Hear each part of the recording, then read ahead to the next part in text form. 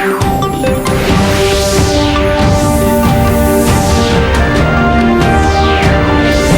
महामारी से परेशान लोगों व प्रदेश से बाहर आ रहे प्रवासियों की। नमस्कार, उत्तराखंड समाचार में आपका स्वागत है। मैं प्रियम शंकर झा। सबसे पहले मुख्य समाचार।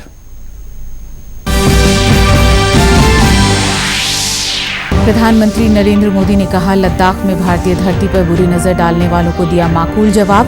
भारत ने विश्व को दिखा दिया है कि वह अपनी संप्रभुता और क्षेत्रीय अखंडता की रक्षा कर सकता है।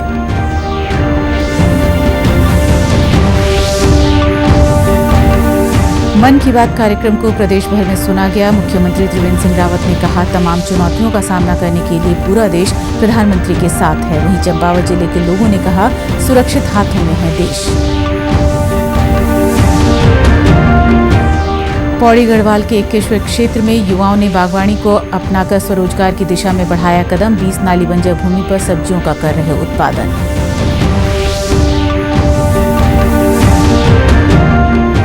और चकबंदी को बढ़ावा देने के लिए सर्वे ऑफ इंडिया के माध्यम से राज्य सरकार पर्वतीय क्षेत्रों में करा रही 3D मैपिंग। पहाड़ों के लिए आंशिक और स्वैच्छिक चकबंदी से किसानों को मिलेगा फायदा। अब खबरें विस्तार से। आज आकाशवाणी से मन की बात कार्यक्रम में प्रधानमंत्री नरेंद्र मोदी ने अपने विचार साझा किए। उन्होंने कहा कि भारत मित्रता की भावना का सम्मान करता है और अपने शत्रुओं को उचित जवाब देने में सक्षम है। प्रधानमंत्री नरेंद्र मोदी ने कहा है कि दुनिया ने देश की संप्रभुता और अखंडता की रक्षा के लिए भारत की प्रतिबद्धता और ताकत का अंदाजा लगा लिया है। उन्होंने कहा कि लद्दाख में भारत की भूमि पर आंख उठाकर देखने वालों को करारा जवाब मिल गया है। प्रधानमंत्री ने कहा कि हमारे वीर सैनिकों ने साबित कर दिया है कि वे अपनी मातृभूमि के गौरव और मान सम्मान पर किसी को बुरी नजर नहीं डालने देंगे। दुनिया ने इस दौरान भारत की विश्व बंधुत्व की भावना को भी महसूस किया है और इसके साथ ही दुनिया ने अपनी संप्रभुता और सीमाओं की रक्षा करने के लिए भारत की ताकत और भारत के कमिटमेंट को भी देखा है। लद्दाख में भारत की भूमि पर आंख उठाकर देखने वालों को करारा जवाब मिला है। भारत मित्रता निभाना जानता है तो आंख में आंख डालकर देखना और उचित जवाब देना भी जानता है। हमारे वीर सैनिकों ने दिखा दिया है कि वो कभी भी मां भारती के गौरव पर आंच नहीं आने देंगे।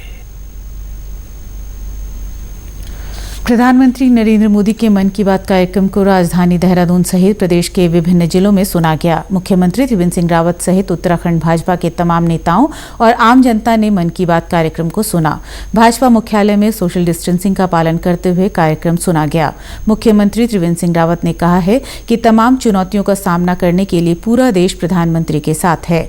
देश का हर नागरिक राष्ट्र के लिए समर्पित है। कोरोना जैसी महामारी से प्रधानमंत्री जी के नेतृत्व में सफलतापूर्वक लड़ाई लड़ी जा रही है।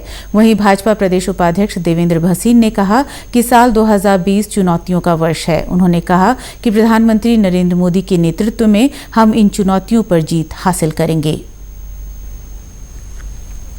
उन्होंने सबसे पहले जो लद्दाख में हमारे सैनिक शहीद हुए उनके प्रति श्रद्धांजलि व्यक्त की और साथ ही दुनिया के उन देशों जो भारत की ओर गलत नज़र से देखना चाहते हैं उनको सीधे शब्दों में संदेश दिया कि भारत दोस्ती निभाना भी जानता है और वक्त पड़ने पर आंख में आंख डालकर उसका माकूल जवाब देना भी जानता है। उधर चंपावत जिले के सुदूरवर्ती इलाकों में भी लोगों ने प्रधानमंत्री द्वारा आत्मनिर्भरता और सीमा विवाद पर की गई मन की बात की सराहना की। ब्यूटी पार्लर का व्यवसाय कर रही सोनू भट्ट ने बताया कि मन की बात कार्यक्रम में प्रधानमंत्री की आत्मनिर्भर भारत पर कही गई बात ने उन्हें सर्वाधिक प्रोत्साहित किया। उन्होंने बताया कि वह पहले घरेलू महिला थी। ब्यूटी पार्लर का कार्य करके वह आज आत्मनिर्भर बनी है, जिससे घर की आर्थिक स्थिति भी मजबूत हुई है। आत्मनिर्भर वरना उन्होंने जो बात कही है वह हम सभी के लिए अच्छी है। वर्तमान समय में जो लोग प्रवासी लोग अपने घर अपना रोजगार छोड़कर वापस आ रहे हैं उन लोगों के लिए भी है यह। और मैं भी पहले एक आम गृहिणी ही थी, घर का ही कामकाज करती थी। अब मैंने अपना एक पार्लर खोला है, कॉस्मेटिक सभी चीजें उसमें थोड़ा बहुत सब रखकर काम किया है। तो आज मेरा भी एक काम है, मेरा भी एक रोजगार है। तो मैं सोचती हूँ जैसे मैं आत्मनिर्भर बनी वैसे हमारा पूरा देश आत्मनिर्भर बने। वहीं दीपक चंद्र ने बताया कि आज प्रधानमंत्री ने एक बार फिर देश को आश्वस्त किया है कि देश सुरक्षित हाथों में है। देश को यही भरोसा चाहिए था। प्रधानमंत्री ने सीमा पर किसी भी स्थिति से निपटने के लिए भारतीय सेना को सक्षम बताया है। भारत और चीन के बीच में जो तनाव चल रहा है उसके बारे में जो भी उन्होंने कहा कि नेशन फर्स्ट के बारे में उन्होंने बताया, तो मुझे काफ़ी अच्छा लगा उनकी ये बात और मुझे काफ़ी जोश मिला और मैं काफ़ी खुश हूँ कि हमारा देश जो है एक काफ़ी मजबूत प्रधानमंत्री के हाथों में है। उत्तराखंड में कल रात जारी हुए हेल्थ बुलेटिन के अनुसार 66 और लोगों में कोरोना संक्रमण की पुष्टि हुई है। इन्हें मिलाकर राज्य में अब 824 एक्टिव केस हो गए हैं। अब तक सामने आए कुल 2791 कोरोना संक्रमितों में से 1912 स्वस्थ हो चुके हैं। प्रदेश में अब तक कोरोना संक्रमित 37 लोगों की मृत्यु हुई है। कल 1257 सैंपल जांच के लिए भेजे गए, जिनमें 911 सैंपल्स की रिपोर्ट नेगेटिव आई है। नए मामलों में नैनीताल से 29, अल्मोड़ा से 11, देहरादून से 8, बागेश्वर से 7, रुद्रप्रयाग से 3, चमोली और टिहरी से 2, चंपावत, पौड़ी, उत्तरकाशी और उधम सिंह नगर से 1 लोग शामिल हैं। प्रदेश में रिकवरी रेट लगभग 69% हो गया है, जबकि संक्रमण फैलने का डबलिंग रेट लगभग 26 दिन है। पौड़ी गढ़वाल के एकेश्वर क्षेत्र में उत्तराखंड की वीरांगना तीलू रौतेली के गांव गुराड़तल्ला के युवाओं ने कोरोना काल में बागवानी को अपनाकर स्वरोजगार की दिशा में कदम बढ़ाया है। गांव के युवाओं ने 20 नाली बंजर भूमि को उपजाऊ बना दिया है। इस बंजर भूमि पर अब सब्जियों का उत्पादन किया जा रहा है। ग्राम प्रधान किरण सिंह रावत ने कहा कि कोरोना महामारी के चलते उनके गाँव में कई युवा लौटे हैं जो दूसरे राज्यों में प्राइवेट नौकरी करते थे। इन युवाओं ने एक मीटिंग की और 10 युवाओं का समूह बनाया और बागवानी करने की ठानी और बंजर भूमि पर सब्जी उत्पादन का कार्य शुरू कर दिया। ये पहले बंजर खेती थी, इसमें हमने एक समूह बनाया, सब चर्चा की इस खेती के बारे में कि यहाँ पर क्या उगाया जाए। अतः हमने हल लगाया, यहाँ पर खुदाई करके हल लगा के इसको हमने यहाँ पर सब्जी का उत्पादन शुरू किया। इस समय पानी तो हम यहाँ नहर से ला रहे हैं पानी, वहाँ से ये कूल है, सीमेंटेड कूल है, नहर वहाँ से आ रखा है। टैंक बना रखा हमने कृषि विभाग से। खेत में हमारे बीन्स है, टमाटर है, मूली है। जैसे मूली हमने ये 70-80 किलो यहाँ से निकाल के मार्केट में दे दी। गांव लौटे प्रवासी शिवेंद्र सिंह रावत का कहना है कि यदि उन्हें गांव में काम मिल जाए तो वे वापस नहीं जाएंगे। अब उनकी कोशिश होगी कि वे घर पर ही स्वरोजगार करेंगे। सब मिलके हमने यहाँ पे काम करा। जो भी हम तो ये कहते हैं कि करना चाहे तो अपने गांव में बहुत अच्छा है, जो भी करना चाहेगा। पर मेहनत आप लोग जो भी है, हम लोग प्राइवेट नौकरी करते थे, मेहनत तो हमें वहाँ भी करनी पड़ती है और वही चीज़ हम अपने गांव में आके अपने खेतों में करें तो सबसे बढ़िया मुझे तो अच्छा लगा है। गांव में खेतीबाड़ी में कृषि यंत्रों की भी आवश्यकता बढ़ी है। गवाणी गांव के जयप्रकाश नवानी और उनके सहयोगी संजय बुढ़ाकोटी ने किसानों को कृषि यंत्रों को उपलब्ध कराने का बीड़ा उठाया। जयप्रकाश नवानी का कहना है कि उनका उद्देश्य है कि प्रत्येक गांव के प्रत्येक किसान के पास आधुनिक कृषि यंत्र हो ताकि कम मेहनत और तकनीक से अधिक लाभ हासिल किया जा सके। जहाँ तक माइलेज का खर्चे का बात आता है तो 1 लाख की मशीन किसान को 20,000 रुपये में मिल जाती है। उसके बाद उसका इतना ज़्यादा खर्चा होता नहीं है, मतलब 1 घंटे में 1 लीटर डीजल या पेट्रोल। अगर बात करें हम नाली में तो 5 नाली 1 घंटे में कवर कर लेता है ये। तो 5 नाली में जो खर्चा आता है मुश्किल से 100 या 150 रुपये का आएगा। और 5 नाली अगर हम बैल से कराते हैं तो ये 3500 के पास चला जाएगा। पर्वतीय क्षेत्रों में बिखरी कृषि जोत होने से किसानों को मेहनत ज्यादा करनी पड़ रही है। इस कारण से खेती से मुनाफा कम हो रहा है। किसानों और उत्पादकों की समस्या को देखते हुए सरकार ने पहाड़ों के लिए आंशिक और स्वैच्छिक चकबंदी को कानूनी रूप से मान्य किया है। इसके अलावा सरकार चकबंदी को बढ़ावा देने के लिए सर्वे ऑफ इंडिया के माध्यम से पर्वतीय क्षेत्रों में 3D मैपिंग करा रही है। हरिद्वार और उधम सिंह नगर जनपद में अनिवार्य चकबंदी की प्रक्रिया चल रही है, जिसमें हरिद्वार में 108 और उधम सिंह नगर में 50 गांव शामिल हैं, जबकि पर्वतीय जनपद पौड़ी के मात्र 5 गांवों में चकबंदी हो रही है। कृषि मंत्री सुबोध उनियाल का कहना है कि चकबंदी का सीधा लाभ किसानों को होगा। इससे समय की बचत होने के साथ ही उत्पादकता में वृद्धि होगी और आर्थिकी मजबूत होगी। जो खेती के प्रति उदासीनता बढ़ी उसके पीछे कारण ये भी था कि खेतों में आने जाने का समय, आधा समय उसका उसमें लग जाता था, तो उसको प्रॉपर लेबर जो था उसका पूरा का पूरा खेतों में लग के आधा समय आने जाने के कारण लेबर बड़ी महंगी पड़ती थी। एक दूसरा पहाड़ों में जंगली जानवर का बड़ा खतरा है।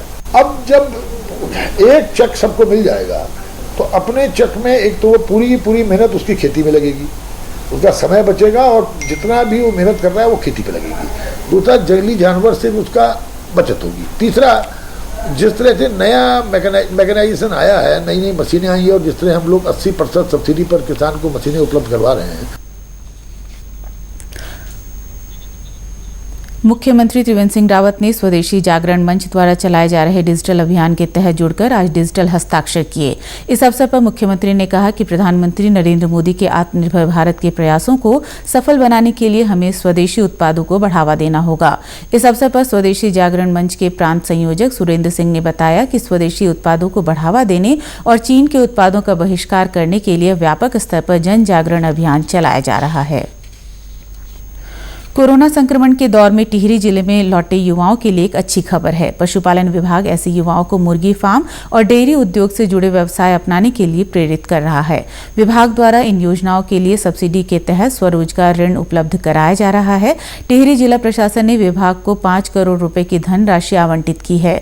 मुख्य पशु चिकित्सा अधिकारी डॉक्टर PS रावत ने बताया कि इस योजना के तहत मुर्गी पालन और डेयरी उद्योग को प्राथमिकता दी जा रही है, जिससे स्थानीय स्तर पर अधिक से अधिक रोजगार के अवसर पैदा होंगे। में पूरे विकास खंड में, पूरे जिले में क्लस्टर चयन किए जा रहे हैं। हर क्लस्टर में 12 से 13 गांव, 14 गांव को सेलेक्ट किया जा रहा है। उसमें विभिन्न क्षेत्रों में जो प्रायोरिटी देखी जा रही है, उसके हिसाब से जो है मुर्गी पालन का बृहद रूप में एप्लीकेशन प्राप्त करने की सर्वे चल रही है। और इसी तरह से डेयरी उद्योग में यदि कोई डेयरी करना चाहता है उस क्षेत्र में, तो डेयरी के लिए जो आवेदन प्राप्त किए जा रहे हैं। करीब जिलाधिकारी महोदय के द्वारा हमको 5 करोड़ के एप्लीकेशन जमा करने के निर्देश दिए गए हैं। चमोली जिले की मंडल घाटी में स्थित मत्स्य प्रजनन प्रक्षेत्र बैरागना को टूरिज्म डेस्टिनेशन के रूप में विकसित करने की तैयारी की जा रही है। इस संदर्भ में जिलाधिकारी स्वाति एस भदौरिया ने बैरागना क्षेत्र का निरीक्षण किया। उन्होंने मत्स्य प्रजनन प्रक्षेत्र में ग्रामीण निर्माण विभाग को होम स्टे बनाने, झील के आसपास एंगलिंग लगाने और लैंडस्केपिंग के लिए आंगन तैयार करने के निर्देश दिए। वहीं मुख्य विकास अधिकारी हंसादत्त पांडे ने बताया कि होम स्टे बनने से पर्यटक यहां रुकेंगे। प्राकृतिक रूप से सुंदर स्थान होने के चलते लोगों का यहां आकर्षण बढ़ेगा।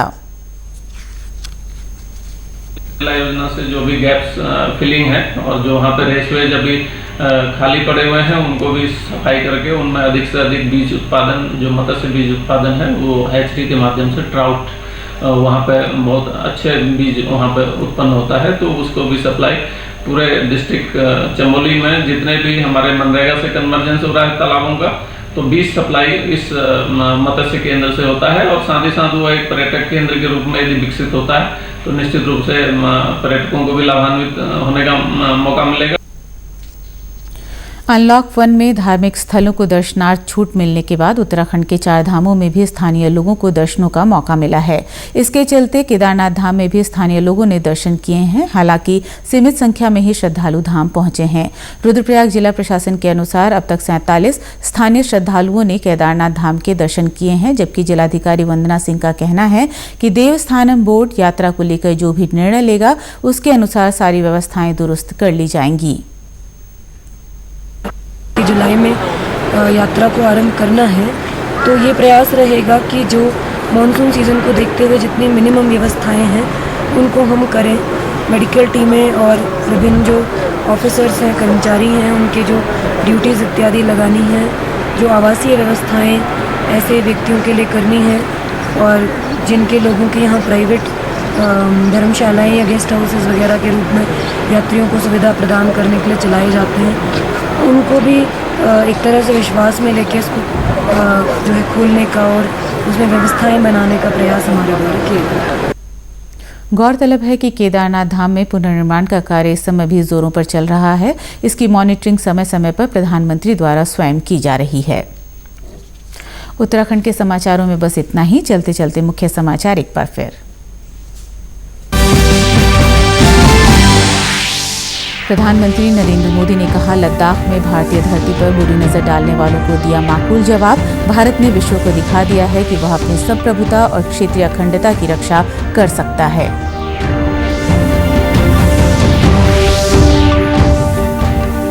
मन की बात कार्यक्रम को प्रदेश भर में सुना गया। मुख्यमंत्री त्रिवेंद्र सिंह रावत ने कहा, तमाम चुनौतियों का सामना करने के लिए पूरा देश प्रधानमंत्री के साथ है। वहीं चंपावत जिले के लोगों ने कहा, सुरक्षित हाथों में है देश। पौड़ी गढ़वाल के एकेश्वर क्षेत्र में युवाओं ने बागवानी को अपनाकर स्वरोजगार की दिशा में बढ़ाया कदम। 20 नाली बंजर भूमि पर सब्जियों का कर रहे उत्पादन।